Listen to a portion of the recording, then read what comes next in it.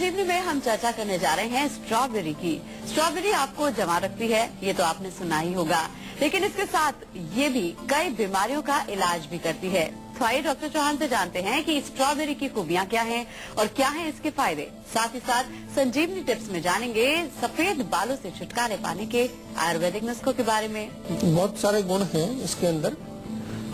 सबसे पहले तो मैं यही कहूंगा कि जैसे आपने कहा कि एंटी एजिंग इसमें है, एंटीऑक्सीडेंट्स काफी पाए जाते हैं, जो कि हमारी जो एक वृद्धावस्था की तरफ हम जा रहे हैं और वृद्धावस्था में जो मेन समस्याएं होती हैं उनको प्रिवेंट करने में बहुत इसका योगदान रहता है। इसके अतिरिक्त शोथ हरिबिस्को का एंटी इन्फ्लेमेटरी क्वालिटी इसके अंदर है। आंतों के लिए बहुत अच्छी है, आंतों की जो हमारी अंदर की लाइनिंग होती है उसको दुरुस्त करती है। इसके अलावा जो है पित्त शामक इसको कहा गया, यानी कि अगर गर्मी ज्यादा हो बॉडी में, आपकी हीट ज्यादा हो, उसको कम करती है, पित्त को कम करती है। अश्मरी हर भी है, यानी कि अश्मरी पथरी जो होती है, आपकी किडनी में पथरी बन जाती है, किडनी स्टोन्स जो हो जाते हैं उसको भी नष्ट करती है और आपके लिवर के लिए भी अच्छी मानी जाती है। यकृत बल लेकर इसको कहा गया है कि अपने जो आपका लिवर है उसको शक्ति पहुंचाती है। एक कॉलर हमारे साथ जुड़ गए हैं, राजू है पटना से। जी क्या जानना चाहते हैं आप? नमस्कार डॉक्टर साहब। जी बताइए। डॉक्टर मेरे ना हेयर फॉल की प्रॉब्लम बहुत ज्यादा है 5 महीने से।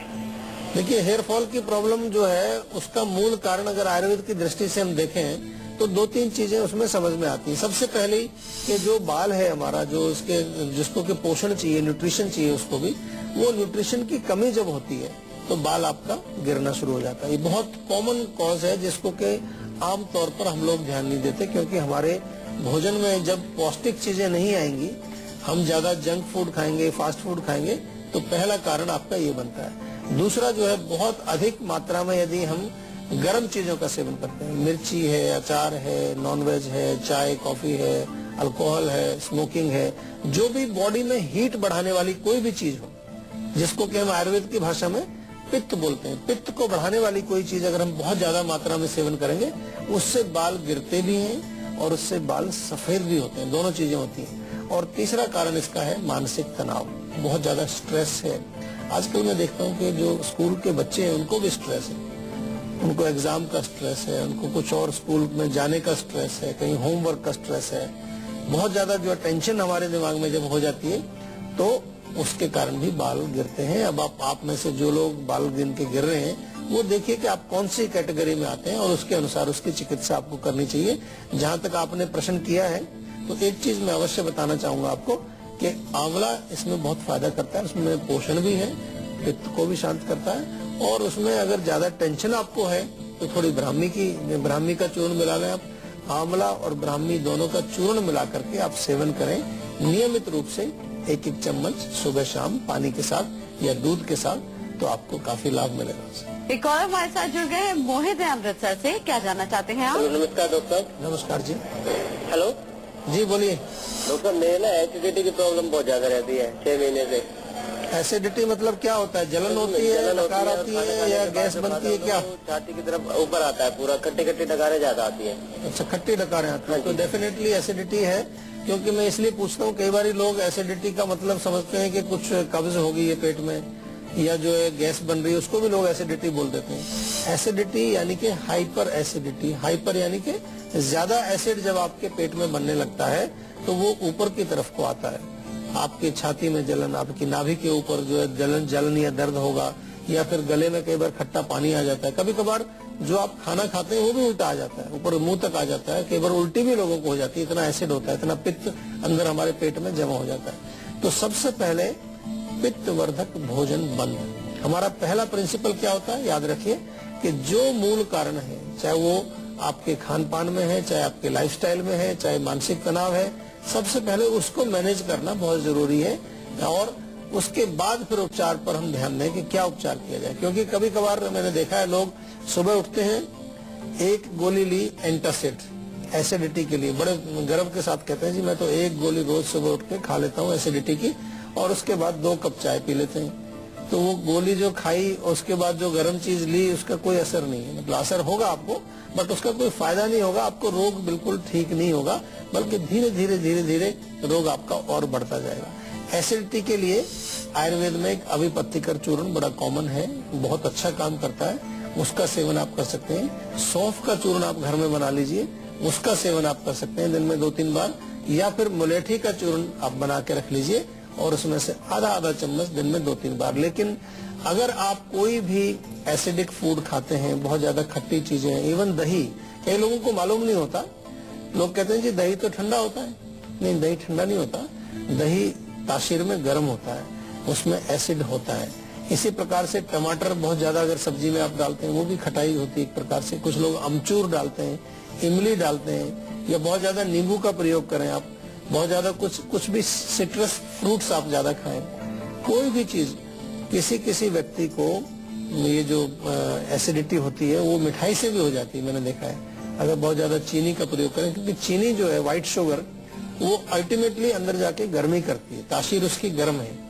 इसलिए हमारे यहाँ पर गुड़ का प्रयोग बताया जाता है। गुड़ भी गर्म होता है लेकिन उतना ज्यादा गर्म नहीं होता, क्योंकि थोड़ा रिफाइंड शुगर इसको हम कहते हैं, अनरिफाइंड शुगर में आता है। इसके अंदर उतना केमिकल प्रोसेसिंग उसका नहीं हुआ होता है। रॉ शुगर इसको हम कहते हैं गुड़ को।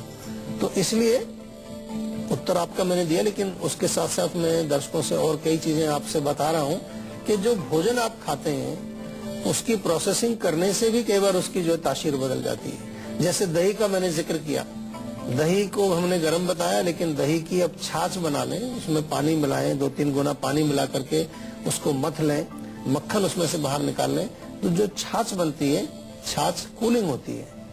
तो एक प्रोसेसिंग करने से, उसमें कुछ थोड़ा सा काम करने से उसकी तासीर बदल गई है। इसी प्रकार से कई ऐसे भोजन हैं, उसमें आपने क्या मिलाया, कौन से मसाले मिलाए, किस प्रकार से उसको पकाया, उसको बॉईल किया, तो एक तासीर उसकी हो सकती है। उसको आपने डीप फ्राइड कर दिया, साथ में कुछ उसमें और मसाले वगैरह मिला दिए, तो उसकी तासीर बदल सकती है। तो अब डॉक्टर साहब से जान लेते हैं कि स्ट्रॉबेरी में कौन कौन से न्यूट्रिशंस होते हैं और किन किन बीमारियों में स्ट्रॉबेरी का सेवन कारगर सिद्ध हो सकता है। न्यूट्रिशन इसमें देखिए, विटामिन सी की क्वांटिटी होती है, साथ में मैग्नीज, मैग्नीशियम, पोटाशियम और फोलिक एसिड, इस प्रकार के तत्व इसमें पाए जाते हैं। फाइबर की क्वांटिटी भी इसमें होती है, फाइबर भी पाया जाता है।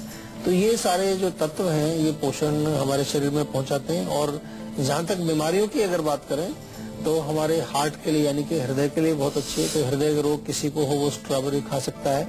इसके अलावा जॉन्डिस अगर है तो स्ट्रॉबेरी आपको फायदा करेगी। आपको किडनी स्टोन्स हैं उसमें फायदा करेगी।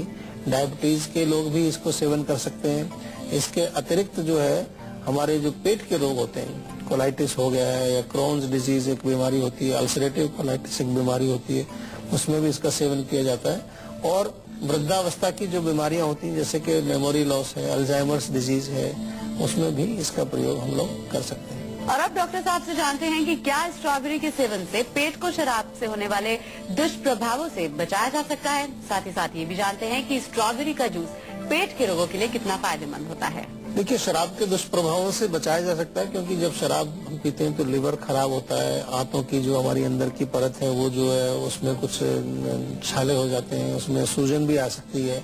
तो जैसा मैंने बताया कि एंटी इन्फ्लेमेटरी काम करती है, यकृत बल लेकर है, यानी कि हमारी लिवर को शक्ति देने वाली है। और एक और अच्छा इसमें क्वालिटी है कि शराब जो लोग पीते हैं उनका नर्वस सिस्टम भी कमजोर होता है, तो नर्वस सिस्टम के लिए भी अच्छी मानी जाती है। नर्वाइन टॉनिक भी इसको हम एक प्रकार से मानते हैं। और जहाँ तक जब लोग शराब छोड़ते हैं तो उनको इस प्रकार की चीजें आती हैं कि नींद नहीं आती है, कुछ माइंड में टेंशन हो जाती है, तो उसके लिए नर्वस सिस्टम को शक्ति प्रदान करके फायदा करती है। और पेट के लिए जैसा आपने पूछा, तो पेट के लिए डेफिनेटली बहुत अच्छी है। फाइबर इसके अंदर होता है तो पेट को साफ भी करती है। और अगर किसी प्रकार की वहाँ पर सूजन है आंतों के अंदर, उस सूजन को भी ठीक करके आपको बिल्कुल दुरुस्त करती है। एक कॉलर हमारे साथ जुड़ गए हैं, जय कुमार है फरीदाबाद से। जी, क्या जानना चाहते हैं आप? हेलो जी बताइए। हाँ जी, नमस्कार सर। नमस्कार जी। सर एक्चुअली पिछले महीने ना मुझे बुखार हुआ था, तो वो मैं बुखार मुझे पूरे महीने ही रहा था। अच्छा। तो बीच में वो फिर ठीक हो गया।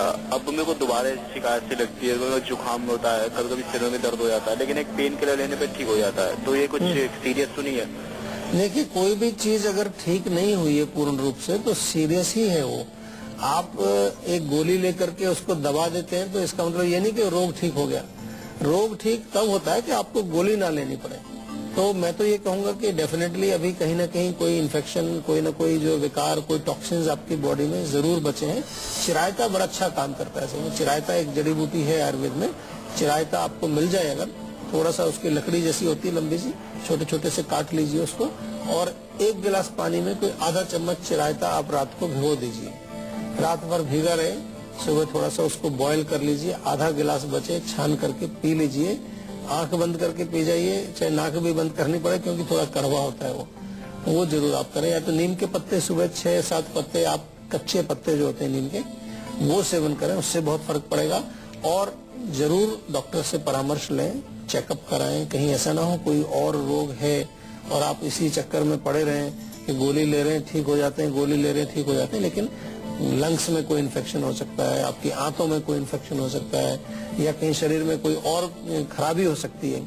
तो हमारा जो प्रयास है आपको ये शिक्षित करने का कि शरीर को हम कैसे देखें, कैसे परखें, किस चीज को हम कैसे समझें, और जो चीज आपको समझ नहीं आती है उसके लिए क्या करना है, उसके लिए हमारे यहाँ फोन करिए, डॉक्टर से बात करिए, अच्छी तरह से परामर्श करिए। उसके लिए आपको किसी प्रकार की चिंता नहीं है, हमारे डॉक्टर्स आपकी सेवा में हमेशा उपलब्ध है। आपने देखा कि कितना कारगर है स्ट्रॉबेरी। तो अब डॉक्टर साहब से जानते हैं कि स्ट्रॉबेरी का स्वाद तो मीठा होता है, तो ऐसे में क्या डायबिटीज के पेशेंट स्ट्रॉबेरी खा सकते हैं या फिर नहीं? बिल्कुल, देखिए बड़ा अच्छा प्रश्न है। मीठा बहुत मीठा भी नहीं होता, उसमें कुछ खट्टा टेस्ट भी होता है। और जहाँ तक डायबिटीज का जिक्र करें, क्योंकि विशेष रूप से कई स्टडीज ऐसी हुई हैं जहाँ पर ये पाया गया कि हाँ डेफिनेटली जो डायबिटीज वाले पेशेंट हैं वो इसका सेवन कर सकते हैं। ये एक्चुअली में शुगर को नियंत्रित रखती है। कुछ ऐसे तत्व इसके अंदर पाए गए हैं जो हमारे शरीर में जाकर के हमारे मेटाबॉलिज्म को थोड़ा अच्छा करते हैं, उसको दुरुस्त करते हैं, और उसकी वजह से आपको डायबिटीज, आपकी शुगर जो है उसमें किसी प्रकार की विकृति नहीं आती है। आपका ब्लड शुगर लेवल जो है वो नियमित रहता है, बैलेंस्ड रहता है। तो शुगर के पेशेंट डेफिनेटली खा सकते हैं, लेकिन मात्रा का ध्यान रखना है। ऐसा नहीं कि आप आधा किलो स्ट्रॉबेरी एक बार में खा लें, पता चला कि उसमें जो क्वांटिटी थी जो तत्व की वो कम रह गई और जो शुगर मिठास थी वो ज्यादा बढ़ गई है। तो क्वांटिटी का हमेशा ध्यान रखना चाहिए। 100 ग्राम 150 ग्राम के करीब आप सेवन करें तो उससे कोई प्रॉब्लम नहीं है, लेकिन अधिक मात्रा में नहीं खाना चाहिए। और अब बारी आती है आज की संजीवनी की, जिसमें डॉक्टर चौहान से जानते हैं कि स्ट्रॉबेरी को लेकर क्या है डॉक्टर साहब आज की संजीवनी। देखिए, स्ट्रॉबेरी का जैसे मैंने कहा कि आंतों के लिए बहुत अच्छी है, खास तौर से अगर आंतों में आपके सूजन है, आंतों में कोई कोलाइटिस जिसको हम कहते हैं, आंतों में जलन होती है, उसके लिए बहुत अच्छा फायदा करती है। इसके साथ साथ कैलोरीज बहुत कम होती है इसमें, मतलब न्यूट्रिशन काफी है, कैलोरीज उतनी ज्यादा नहीं है। जो लोग वेट कम करने के लिए हमेशा प्रयत्नरत रहते हैं, यानी कि हमेशा प्रयास करते रहते हैं, उनके लिए भी अच्छी है, क्योंकि वजन नहीं बढ़ने देगी और पोषण आपके शरीर में अच्छा मिलेगा। याददाश्त अगर कमजोर हो उसके लिए आप स्ट्रॉबेरी का सेवन कर सकते हैं। और इसके अलावा फाइबर की मात्रा होने से पेट के लिए अच्छी है, पेट को साफ करेगी। विटामिन सी की मात्रा इसमें होती है अच्छी। उसके कारण क्या होता है कि जो हमारे शरीर में इन्फेक्शन होते हैं, इन्फेक्शन से लड़ने की जो शक्ति है, इम्यूनिटी पावर जो हमारी है, उसको भी बढ़ाती है स्ट्रॉबेरी। तो डॉक्टर साहब आपने ये तो बता दिया है कि स्ट्रॉबेरी खाने से बहुत सारे फायदे हो जाते हैं, लेकिन इसको खाने के लिए कोई परहेज या सावधानी भी बरतनी चाहिए? परहेज इसमें इतना ही है कि थोड़ा आपको क्वांटिटी का तो हमेशा ध्यान रखना ही होता है, और अपने पाचन के अनुसार आपको इसको खाना चाहिए, जितना पचा पाए उतना खाएं। हालांकि सुपाच्य है, बहुत ज्यादा हैवी नहीं है। फ्रूट्स जितने भी होते हैं वो आमतौर पर मुख्य रूप से आसानी से पच जाते हैं, उनमें ज्यादा कोई ऐसी हैवीनेस नहीं होती है, लेकिन फिर भी हमेशा मात्रा का ध्यान रखना चाहिए, अपनी प्रकृति का भी ध्यान रखना चाहिए। और साथ साथ जो है ये भी आपको देखना है कि स्ट्रॉबेरी अच्छी क्वालिटी की हो। कई बार मैंने देखा है कि अगर कच्ची है, वो पकी नहीं है अच्छी प्रकार से, तो उसमें खट्टापन बहुत ज्यादा होगा, वो उतना फायदा नहीं करेगा जितना कि अच्छी पकी हुई जो स्ट्रॉबेरी है जिसमें थोड़ी मिठास होती है वो ज्यादा अच्छी रहती है। संजीवनी टिप्स में जान लेते हैं डॉक्टर साहब से कि सफेद बालों से छुटकारा पाने के आयुर्वेदिक नुस्खे क्या हैं। तो डॉक्टर साहब, सफेद बालों से कैसे छुटकारा पाया जा सकता है? देखिए, सफेद बाल देखना है आपको कि कब हुए सफेद बाल आपके। अगर आपकी एज से रिलेटेड सफेद बाल हैं तो उनमें ज्यादा कुछ आप नहीं कर सकते, क्योंकि वो आपका एज रिलेटेड प्रॉब्लम है, आयु के साथ संबंध रखता है। लेकिन अगर यंग एज में हो जाते हैं, यंग एज से भी मतलब मेरा ये है कि अगर आप अभी 20 साल से कम की अवस्था है या 25 साल से कम है, तो फिर उसमें कुछ प्रयास आप कर सकते हैं। सबसे पहले इंटरनल प्रयास आपको करना चाहिए। आंवला, भृंगराज और काले तिल का चूर्ण बनाएं आप, और इस चूर्ण में से 1-1 चम्मच सुबह शाम आप सेवन करें। आंवले का पेस्ट बना करके आप अगर सिर में लेप करें, उससे भी आपको फर्क पड़ता है। वो कलरिंग भी होती है उसमें और पोषण भी मिलता है। बल्कि अगर आप थोड़ा सा कलरिंग चाहते हैं ज्यादा, तो उसको लोहे के बर्तन में रात को भिगोएं और सुबह उसको पका करके अच्छी तरह से, वो काला बिल्कुल पेस्ट बन जाता है, उसको आधा घंटा लेप करें और रोज लेप कर सकते हैं उसको नियमित रूप से, तो उससे थोड़ा कलरिंग भी होगी और पोषण भी आपके बालों को मिलेगा। करी पत्ता भी बहुत अच्छा काम करता है। करी पत्ते का पेस्ट बना लीजिए लगभग 20 ग्राम और उसको 50 ग्राम नारियल के तेल में मिला करके अच्छी तरह से उसको पकाइए और उस तेल को आप लगाएंगे अगर बालों में, उससे भी आपको फर्क पड़ेगा। या करी पत्ता का पेस्ट छाछ में आप मिलाएं और उससे बालों को थोड़ा सा मसाज करें, बालों की जड़ों को थोड़ा मसाज करें, उसका पेस्ट बना करके लेप भी आप कर सकते हैं, उससे भी फर्क पड़ता है। और आंवला, शिकाकाई, रीठा, ये बहुत पुरानी चीजें हैं हमारे यहाँ पर, इनसे बालों को धोना चाहिए, उससे भी आपको रिलीफ मिलेगा। तो डॉक्टर साहब बहुत बहुत शुक्रिया तमाम जानकारी के लिए। Thank you. आशा करते हैं कि डॉक्टर साहब ने आपको जो भी उपाय बताए हैं उन्हें अपनाने से आप हमेशा सेहतमंद रहेंगे। संजीवनी प्रोग्राम के जरिए हम आपको हमेशा फिट और हेल्दी बनाए रखेंगे।